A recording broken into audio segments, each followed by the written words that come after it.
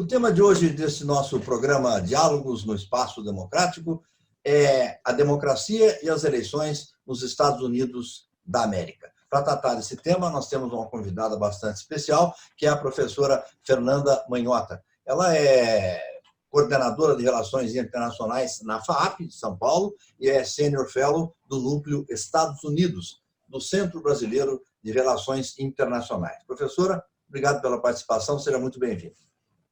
Eu que agradeço, Rongino, uma alegria estar aqui com vocês novamente no Espaço Democrático. Espero que tenhamos aqui uma ótima conversa sobre esse tema que é muito importante, né? Um dos temas candentes de 2020. Então, uma alegria estar aqui com vocês. Muito obrigado. Para colaborar conosco nesta conversa, nós temos hoje a participação do professor Hélio Michelini Pelaz Neto, que é professor de Relações Internacionais lá na FAAP, do cientista político Rogério Schmidt, também colaborador do Espaço Democrático, e do professor da Universidade Federal de Goiás, ex-deputado federal, Vilmar Rocha. Sejam todos bem-vindos, obrigado também a vocês.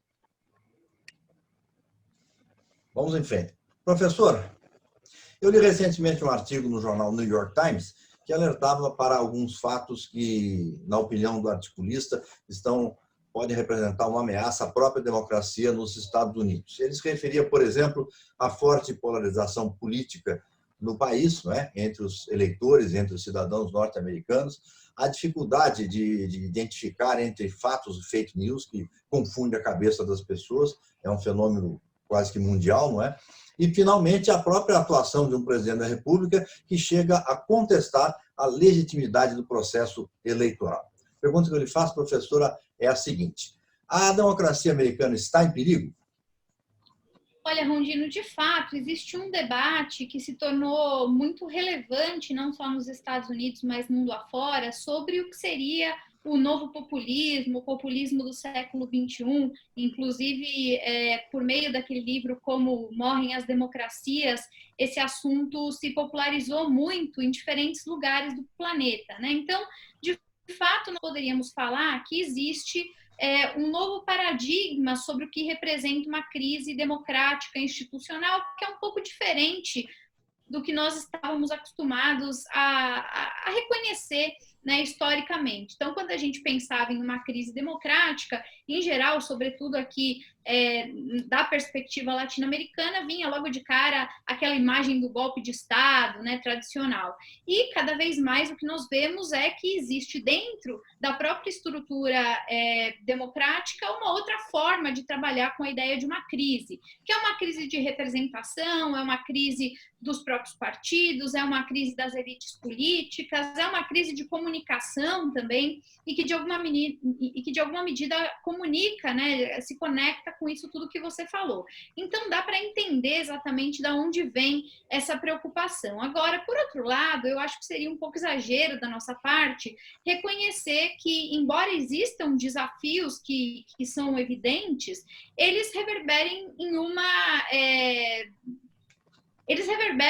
crise efetiva da democracia americana, né? O que nós acompanhamos ao longo desses últimos 4 anos com o presidente Trump foi um movimento bastante intenso entre os freios e contrapesos, né, típicos dos poderes. O presidente Trump, em vários momentos, teve seus arroubos, fez uma série de promessas e tudo mais, mas os excessos ou os abusos eventuais a que ele pretendia lançar mão, foram contidos pelas outras frentes, pelos outros braços dos poderes americanos. Eu diria, então, que no limite o que prevalece é um argumento institucionalista, ou seja, embora exista uma série de ameaças que não possam ser ignoradas, ao mesmo tempo, ainda há sinais de que as instituições têm conseguido gerar um reequilíbrio dentro desse sistema.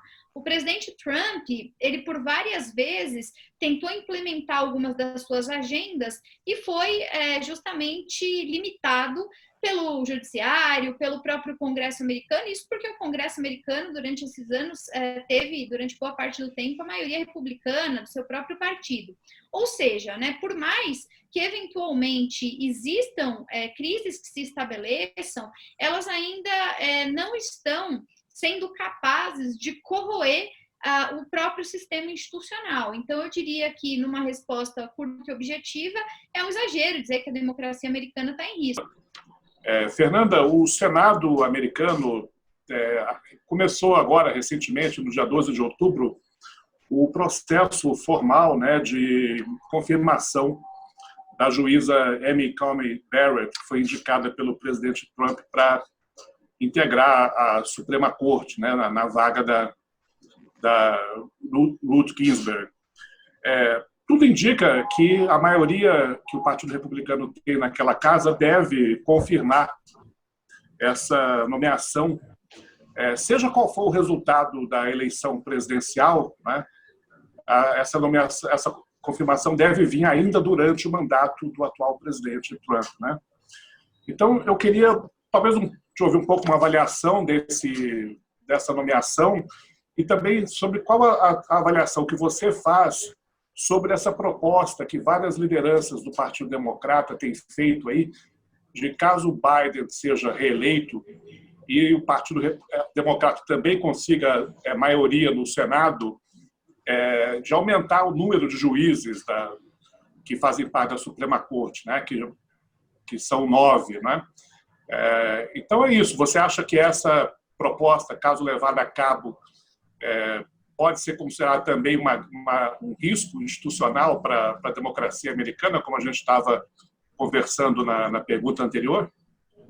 Olha, Rogério, esse tema é super escorregadio e é até por isso que ele tem gerado tanta polêmica, né? Em termos institucionais, para continuar no argumento institucionalista, a Constituição dos Estados Unidos não define um número exato de cadeiras da Suprema Corte. Ela é bastante abrangente, até um pouco evasiva nesse sentido. O que existe é uma convenção que foi estruturada e que, enfim, passou a valer desde meados do século XIX e que define aí 9 cadeiras na Suprema Corte. Esse debate de agora, ele não é exatamente novo, nem é algo típico apenas dessas eleições, né? O tema sobre a quantidade de representantes na Suprema Corte é debatido há muito tempo. Inclusive, o próprio presidente Franklin Roosevelt ficou conhecido por ter abertamente proposto a ampliação na época, né, em que ele foi eleito, enfim, por diversas vezes, é um presidente importante da história dos Estados Unidos,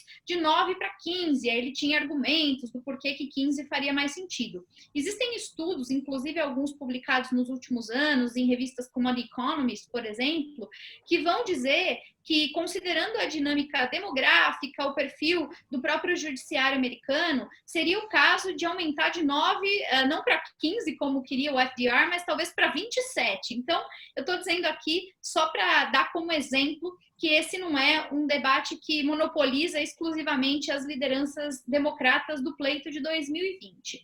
Agora, o que está por trás desse debate, né? De um lado, a gente tem uma questão de representação, que é o que eu estou dizendo aqui. De outro lado, a gente tem uma disputa política, e uma disputa que, no limite, é também ideológica e relacionada a valores. Porque, na medida em que o presidente Trump, agora no finalzinho do seu mandato, tem a possibilidade de indicar uma juíza e faz a indicação tentando privilegiar um perfil conservador, ele, digamos, reequilibra as forças dentro da Suprema Corte para favorecer pautas que atendam mais a esse perfil, né, de costumes, enfim, atrelados ao que preferem os eleitores republicanos, uma boa parte dos aliados do Partido Republicano de uma forma geral. E os democratas reagem a isso, então, se valendo desse argumento de representação, do número de cadeiras, para justamente mobilizar nos bastidores uma reação, digamos, também ideológica e também relacionada a essas agendas, né, de costumes que lhes são muito caras.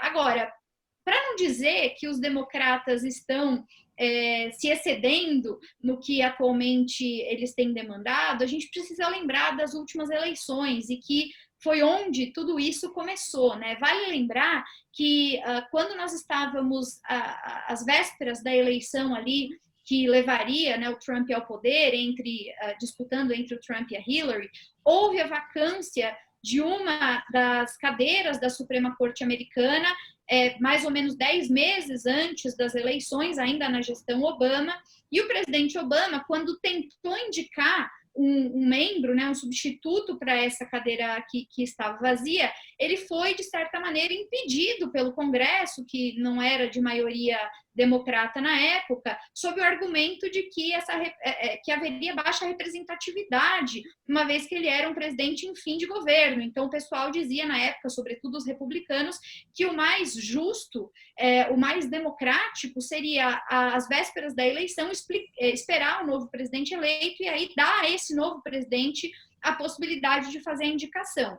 Essa história rendeu muito e, na época, foi vista pelos democratas como o roubo de um direito que era garantido ao presidente Obama. Então, ele ainda era o presidente e ele teria o direito de fazer essa indicação. Os republicanos travaram isso até o último minuto. E agora, em 2020, é como se a gente estivesse assistindo o tiro sair pela culatra. Então, agora chegou a vez dos republicanos de nomearem alguém, não há 10 meses da eleição, mas há 1 mês das eleições, e o presidente Trump tem investido no argumento de que ele foi eleito para 4 anos e não para 3 anos e 10 ou 11 meses, e que enquanto ele é presidente, ele pode fazer uso dessa prerrogativa. Como eu já disse aqui desde o início, como uma institucionalista, eu estou de acordo com o presidente Trump. Eu acho que o presidente tem a prerrogativa de indicar, assim como está escrito na lei, assim na época também do presidente Obama defendia essa mesma posição. Mas como a gente sabe, as instituições são feitas por pessoas que têm os seus interesses, as suas agendas, e o que nós estamos acompanhando é um processo que não é apenas jurídico, ele é também um processo político. Muito dificilmente acredito que os democratas vão ter êxito, ou pelo menos êxito com facilidade, em fazer uma reforma profunda de uma instituição como a Suprema Corte. Então, embora eles tenham aventado essa questão de ampliação do número de cadeiras, como a gente pode ver já há pelo menos aí um século, esse é um tema debatido com muitos entraves de avanço, inclusive porque vai depender de maiorias no próprio Congresso, coisa que mesmo o presidente Biden, eventualmente eleito, vai ter dificuldade de angariar. Perfeito, Fernanda. Vamos, na sequência, para a questão do professor Hélio Michelini. Hélio, a palavra é sua. Obrigado, Rogério, colegas do espaço. Fernanda, é sempre um prazer estar com você, ainda que em ambiente virtual. Eu aprendo muito com as suas análises. Eu diria que uma das coisas, um dos aspectos que a gente inveja da política americana é a presença da política externa no debate eleitoral, né? Algo que aqui ainda está muito aquém, está muito distante.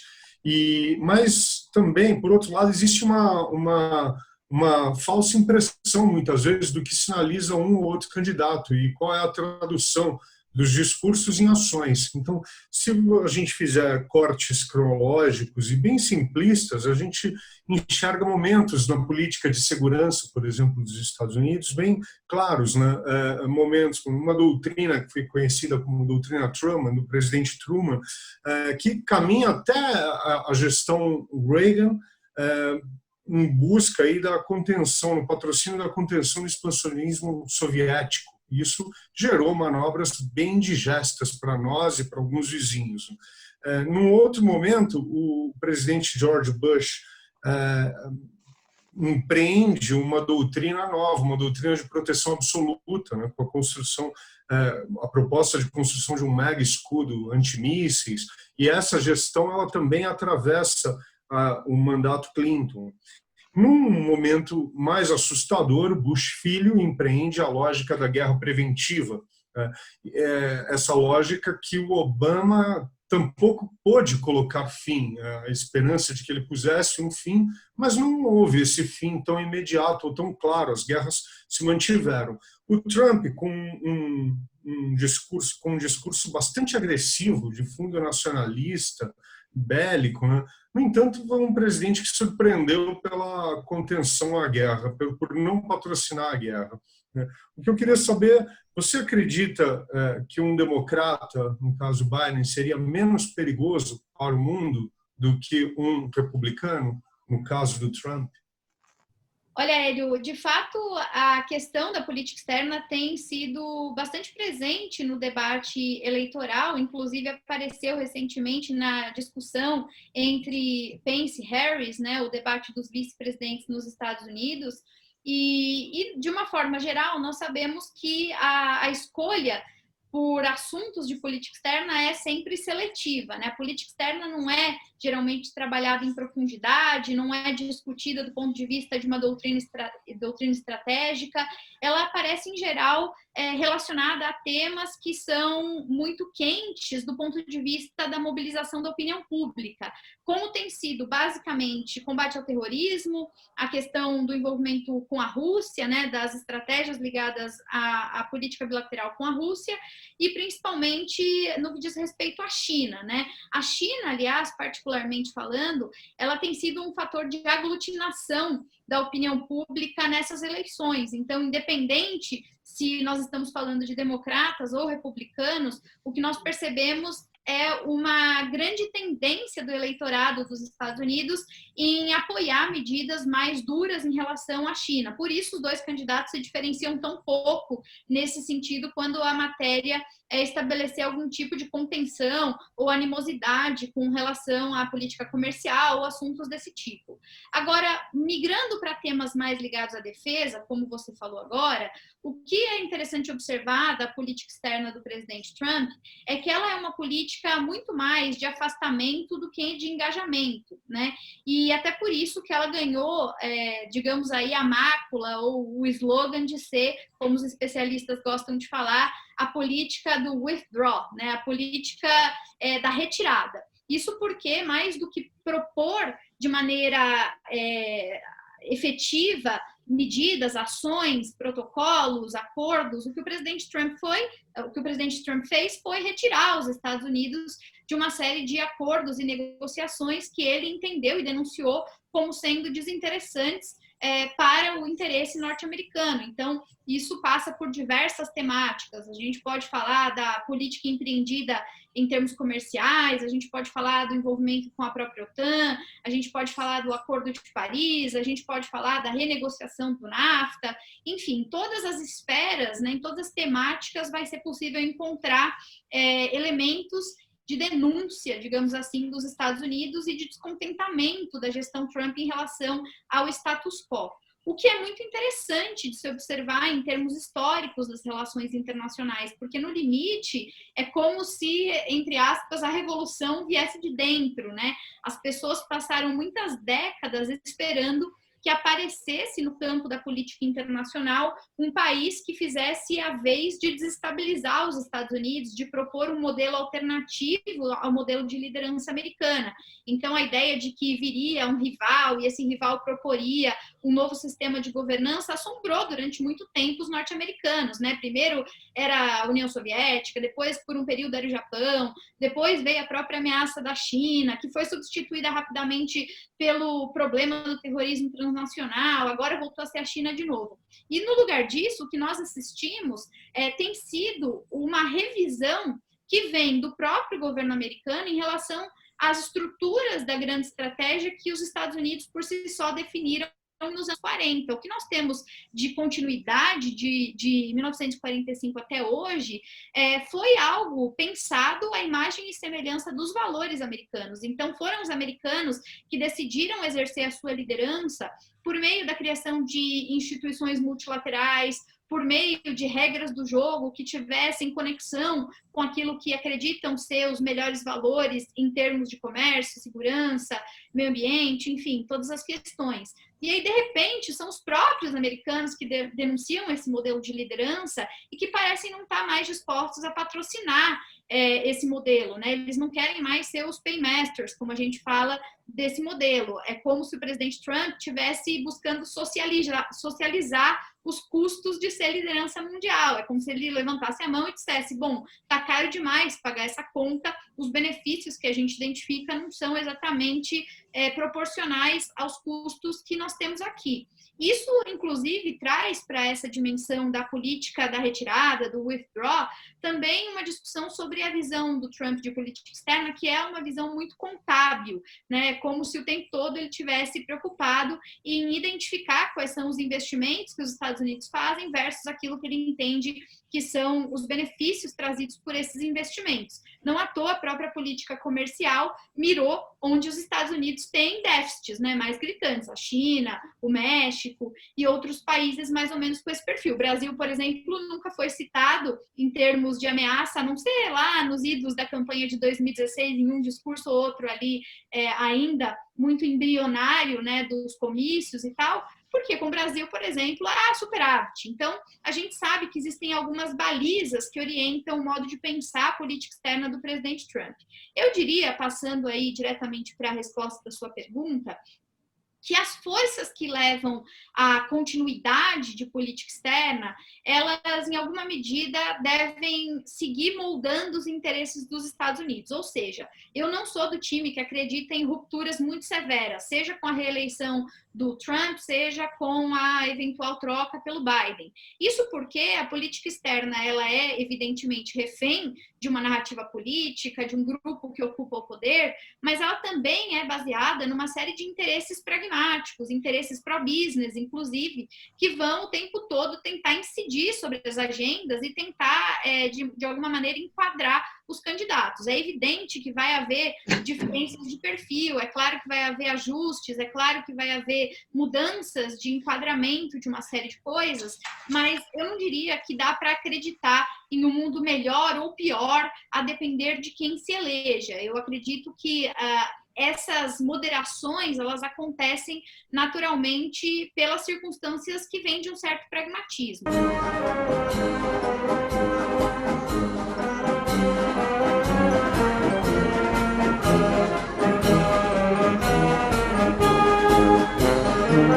Toda vez que eu escuto nos Estados Unidos o debate entre os candidatos no que diz respeito à China, eu fico assim indignada com a maneira como os interlocutores se referem ao próprio Biden, como se o Biden fosse um entusiasta da China, alguém que vai favorecer a China, alguém que está interessado em estreitar laços com a China, o que em absoluto não é verdade. Então, se a gente tem a ideia de que o presidente Trump representaria em termos, né, macro da política internacional uma continuidade dessa política de tensionamento com a China, e se no lugar disso alguém imagina que, uma vez substituído o Trump pelo Biden, o Biden ele arrefeceria de alguma maneira essa hostilidade, a mensagem que eu trago não é exatamente muito animadora, porque todo o estudo que nós temos do período Obama é um período em que fica muito claro o aumento das tensões entre os dois países. Aliás, fazendo justiça histórica, né, a gente está acostumado a lembrar das mazelas do período Bush, que de fato são muitas,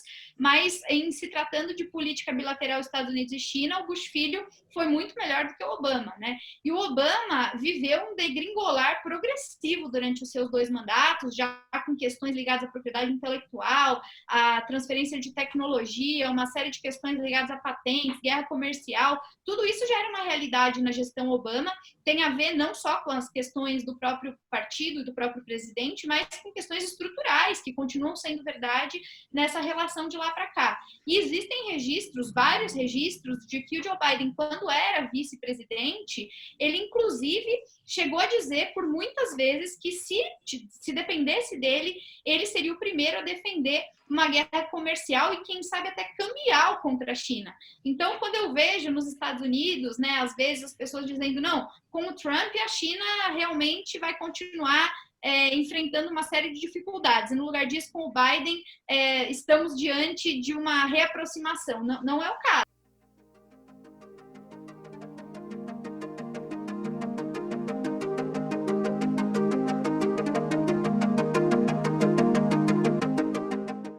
Vamos à vez agora do nosso professor Vilmar Rocha.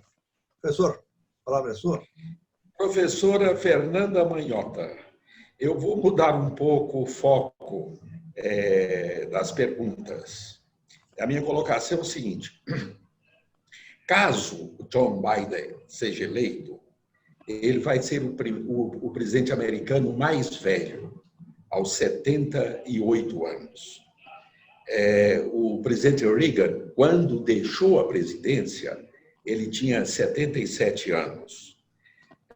O Trump foi o presidente mais velho a ser eleito, com 70 anos. Você mesmo disse que ele não pretende se reeleger. Eu não tenho nenhuma preconceito com relação à idade, até porque nós temos um exemplo de líderes mais sêniores, mais velhos, são mais serenos e têm uma compreensão do mundo mais ampla e, sobretudo, de focar na paz. Veja o caso, por exemplo, de Adenauer, na Alemanha, que assumiu a chancelaria aos 73 anos e deixou aos 87 e reconstruiu, liderou a reconstrução da Alemanha. Mas é um fato da realidade. E o foco que eu quero colocar, fazer dessa preliminar, é no perfil da vice-presidente Kamala Harris. Ela tem uma formação humana diferente. É mãe indiana, de origem indiana, pai de origem jamaicano, da Jamaica. Nós estamos nessa eleição, a eleição é para presidente e para vice-presidente. Ela é muito jovem, a tendência é que ela exerça uma influência, mesmo que não assuma a presidência, mas que ela exerça uma influência na política interna e na política externa americana. E mais do que isso, como o próprio Biden já anunciou que não pretende candidatar à reeleição, é natural que ambos sejam eleitos, ela seria uma natural candidata à presidência daqui a 4 anos. Eu queria que você nos fizesse uma análise, na sua visão, qual o nível de influência da vice-presidência num provável governo Biden e como é que você vê o perfil dela, da sua influência, das suas formulações, dentro do contexto, como é que ela poderia expressar isso dentro da política interna e, naturalmente, na política externa dos Estados Unidos. Olha, Vilmar, excelente pergunta, muito obrigada por trazer esse tema, acho que é um tema muito importante e ele revela, né, uma série de dimensões que a gente precisa manter sempre em vistas quando o assunto é Estados Unidos. Primeiro, é um debate inevitável que tomou conta de 2020, tem sido muito amplamente discutido por lá, que é a história da gerontocracia, né? Então, nós temos 2 candidatos na casa dos 70 anos, quase 80 anos, temos um debate intenso sobre a capacidade de renovação das lideranças políticas dentro dos partidos.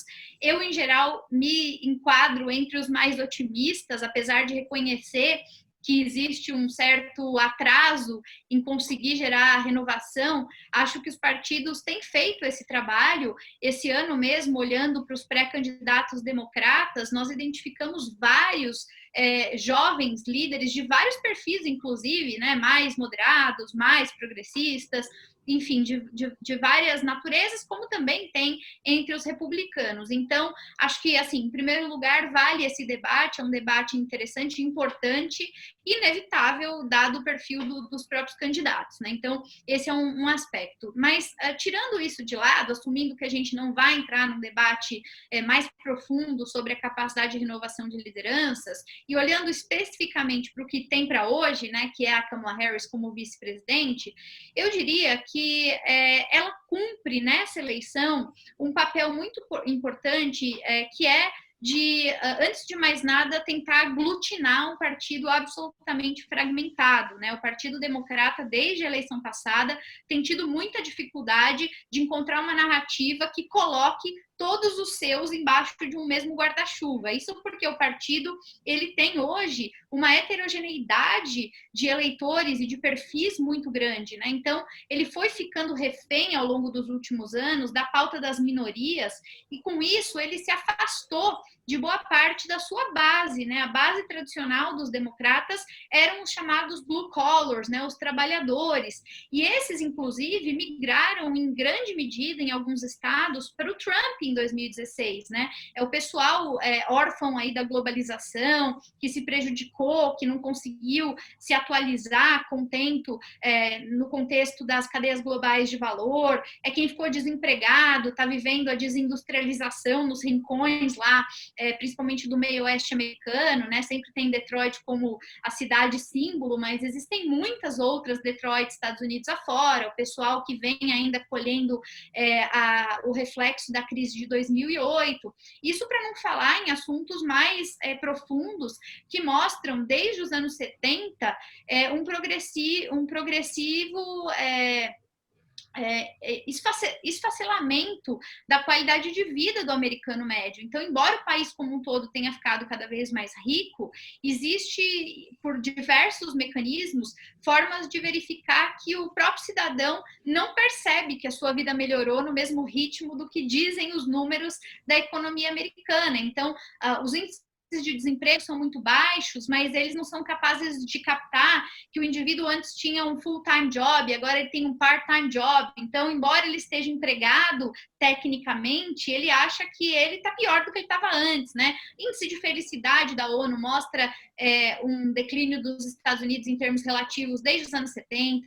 Se a gente olhar para o índice de Gini, que vai falar sobre desigualdade, também vai aparecer uma piora. Então, eu diria que os democratas, nessa eleição, estão tentando aprender, digamos, com as próprias dificuldades. Eles perceberam que falar só para as minorias não vai ganhar a eleição, que eles precisam capturar, de certa maneira, esse pessoal que eles foram perdendo pelo caminho. Então, é uma coalizão, essa Biden-Harris, que tenta, de algum jeito, conectar, criar um amálgama entre esses diferentes grupos para ver se consegue colocar todo esse pessoal embaixo e comprometido de um mesmo projeto. É como se o Biden fizesse a função de agradar aos democratas mais moderados e a Kamala Harris viesse para se comunicar com a ala mais progressista. A campanha republicana, o presidente Trump, tem o tempo todo tentado conectar, tentado colar a essa chapa, muito em função da Harris, a ideia de que os Estados Unidos, sob Biden, estariam dando uma guinada à esquerda, de que ela representa uma esquerda radical. E isso está muito longe da realidade, né? Existem vários outros políticos nos Estados Unidos que estariam muito mais à esquerda do que a Harris. Ela, ao longo de toda a sua carreira e de toda a sua vida pública, não dá sinais de que seja exatamente uma socialista, como dizem os representantes, ou enfim, os mais afeitos à campanha republicana, né? Então, o Trump tem feito um pouco esse papel de tentar colar nela uma espécie de rótulo que a coloca muito à esquerda. É claro que, comparativamente a outras lideranças, ela está mais à esquerda, mas ela está longe de ser Alejandra Ocasio-Cortez ou o próprio Bernie Sanders, né, que a gente acompanhou e conhece muito bem. Esses, sim, estão muito mais conectados a uma pauta progressista absoluta. A Kamala Harris, ela está muito ligada a questões, sobretudo ligadas, que vêm da sua formação, né, na área jurídica e da atuação como promotora, depois procuradora da Califórnia, que vai defender aquilo que os democratas, em geral, na história, já têm defendido. Então, primeiro, a ideia de uma pauta mais progressista nos costumes, né, ela, sem surpresa, vai ser em termos, por exemplo, do aborto, né, pro-choice, não pro-life, como é o caso do presidente Trump e dos republicanos. Ela vai defender uma intervenção maior do Estado em matéria econômica, não à toa a campanha tem falado com regularidade no chamado New Green Deal, que vai remeter àquela proposta de maior intervenção do Estado que retoma aí a recuperação pós-crise de 29, e agora com uma preocupação ambiental, social, etc. Então, essas questões que são típicas dos democratas, elas têm sido um pouco distorcidas para tentar favorecer a narrativa de que ela seria uma guinada à esquerda. Ela, sem dúvida, é mais à esquerda do que o Joe Biden, mas a função dela nessa campanha não é colocar o Partido Democrata à esquerda. A função dela nessa campanha é mostrar que o mesmo partido pode acomodar diferentes visões e que vai haver um equilíbrio, uma busca de equilíbrio natural nesse sentido. Até porque a gente poderia dizer, se fosse para classificar político, que a Hillary era a mais republicana dos democratas, e nem por isso deixava de ser democrata, concorreu às eleições pelo Partido Democrata, assim como existem vários republicanos que nessas eleições estão sendo tidos como muito mais democratas do que trumpistas, né? Para citar apenas um, eu vou ficar aqui no próprio, vou ficar aqui no próprio Colin Powell, né, que foi importante liderança da gestão Bush, que apoiou, participou da Convenção Nacional Democrata, declarando o apoio à candidatura do Biden. Então, acho que existem muitos tons de cinza que a campanha eleitoral, evidentemente, tenta apagar, mas que a gente tem que manter sempre em vista, viu, Vilmar? Fernanda, eu queria fazer uma pergunta rápida, quase de caráter cultural, uma coisa que me interessou muito, que é lembrar o seguinte: quando o presidente Obama foi eleito, eu me lembro que o primeiro a reconhecê-lo como My President foi o seu opositor, que era o senador John McCain, que inclusive não admitia ataques pessoais ao Obama durante a campanha. Ele era uma pessoa muito correta. Gesto muito bonito. Quando o Trump se elegeu, eu me lembro de manifestações em que o bordão era Not My President, não é? E agora o próprio Trump ameaça não aceitar uma vitória de Biden. A pergunta, quase que cultural mesmo, é a seguinte: o que mudou na política ou na cabeça dos americanos, se é que mudou? Olha, Rondino, acho que o que nós temos assistido é um aumento, sem dúvida, da polarização. E a polarização, ela gera efeitos muito perversos, entre eles o fato de que as pessoas vão se acostumando a viver dentro das suas próprias bolhas e vão tendo dificuldades de lidar com o contraditório, né? O presidente Trump, em alguma medida, contribuiu para isso, né? Ele não é só produto de um processo, ele também é causa de um processo, tudo ao mesmo tempo misturado, né? Ele alimentou, em alguma medida, o ressentimento dos americanos e ele, inclusive, foi eleito sob esse mote. Então, a ideia de que existem grupos que foram esquecidos pelas elites tradicionais da política, que não têm os seus interesses representados, que era preciso haver um outsider, alguém que resolveria os problemas dessas pessoas. E na medida, então, que ele fomentou, ele alimentou esse tipo de narrativa e contribuiu com isso para o aumento, né, dessas polarizações e dessas dificuldades de diálogo, o que aconteceu foi uma dificuldade cada vez maior em criar pontes entre os diferentes grupos políticos, né? Eu me lembro em 2016 de uma manchete do Washington Post, para mim é a melhor manchete que existiu na eleição de 2016, que dizia: ainda que Trump não vença, o trumpismo já ganhou. Né? Isso porque, no fundo, o que a gente estava discutindo na época é que o Trump, ele aparecia como interlocutor, o personagem que dava vazão a uma série de sentimentos que estavam ali incrustados no tecido social americano.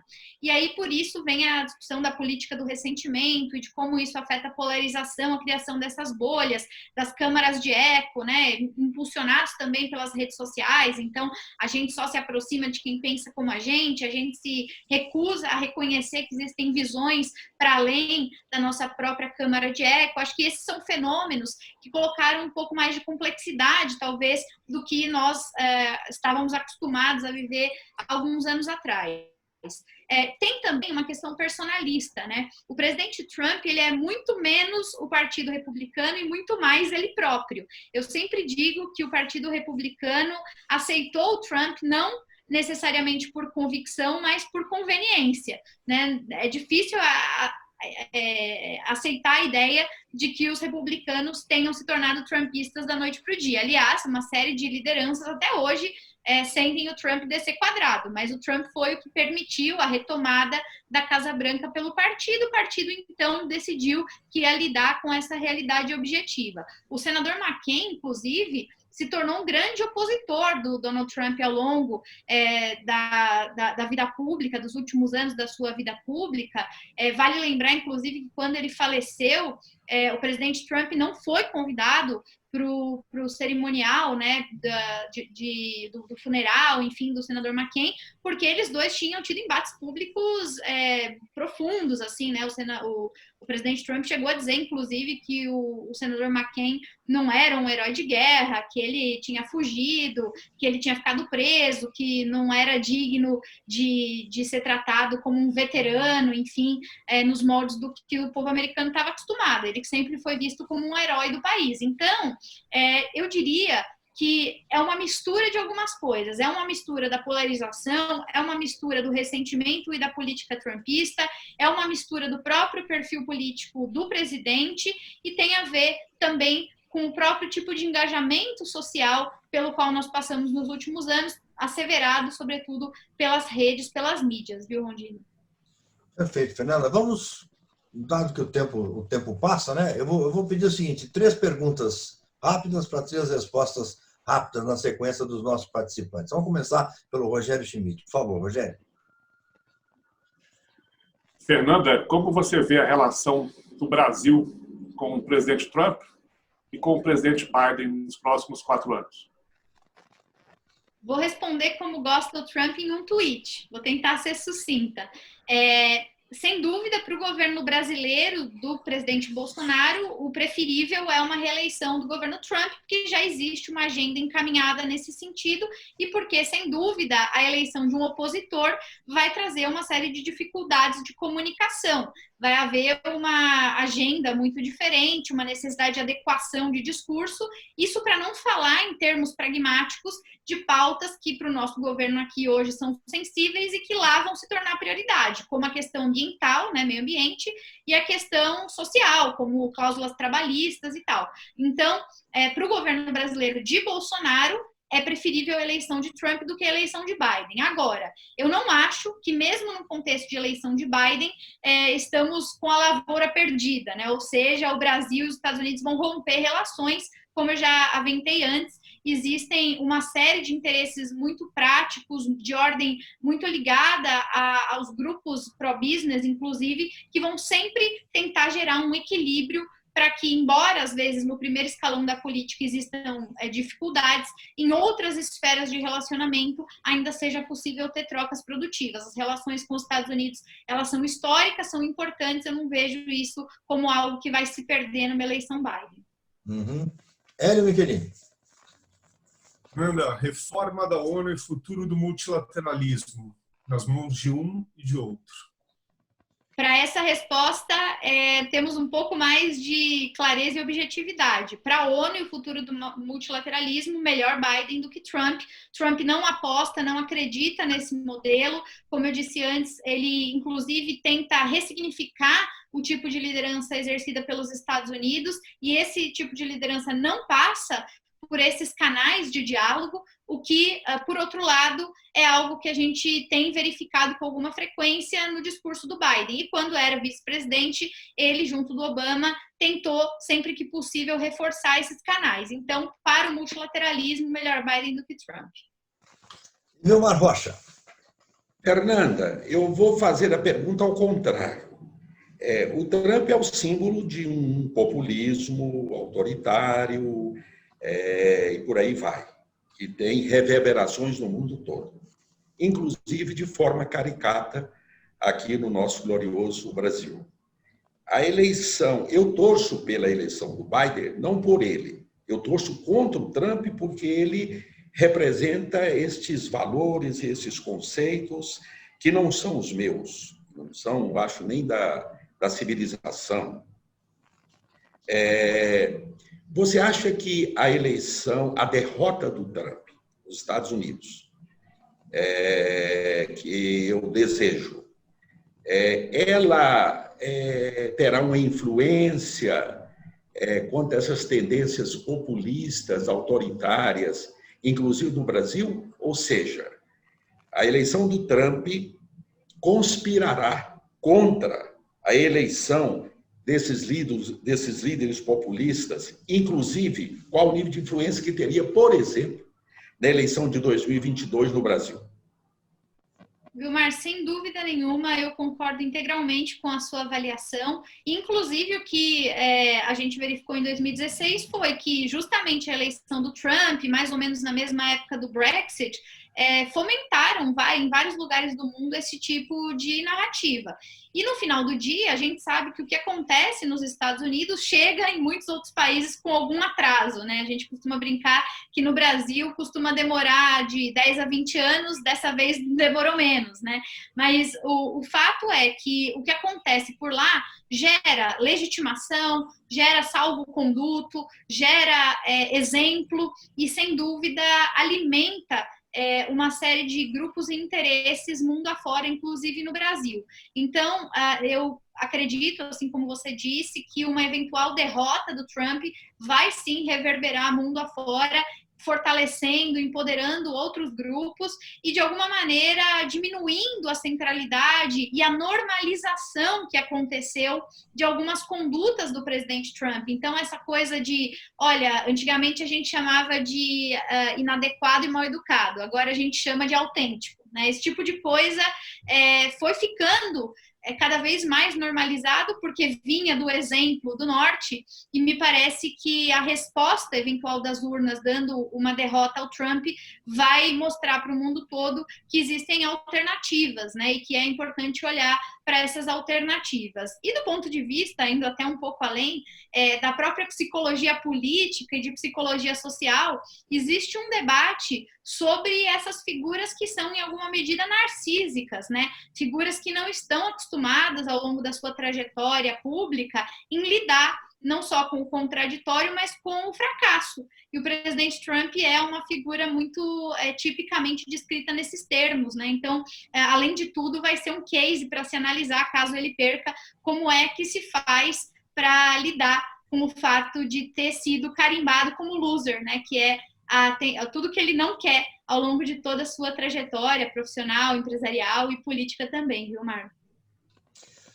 Professora Fernanda Maiota, foi, sobretudo, muito instrutiva, muito esclarecedora a sua participação aqui nesse diálogo no Espaço Democrático. Eu quero agradecer muito pela sua presença aqui e agradecer aos meus companheiros do Espaço Democrático, Hélio Michelini, Vilmar Rocha e Rogério Schmidt, por mais esta troca de ideias que sempre beneficia, especialmente ao nosso ouvinte, ao nosso espectador, a você que nos acompanha sempre aqui nesse programa Diálogos no Espaço Democrático. Muito obrigado a todos, obrigado a você e até o nosso próximo programa. Eu que agradeço, Rondino, uma alegria estar aqui com vocês, contem sempre conosco e quem sabe a gente volta depois para fazer o balanço das eleições e o futuro para o diálogo bilateral aí com o Brasil. Muito obrigada ao Vilmar, ao Hélio, ao Rogério e a todos do Espaço Democrático.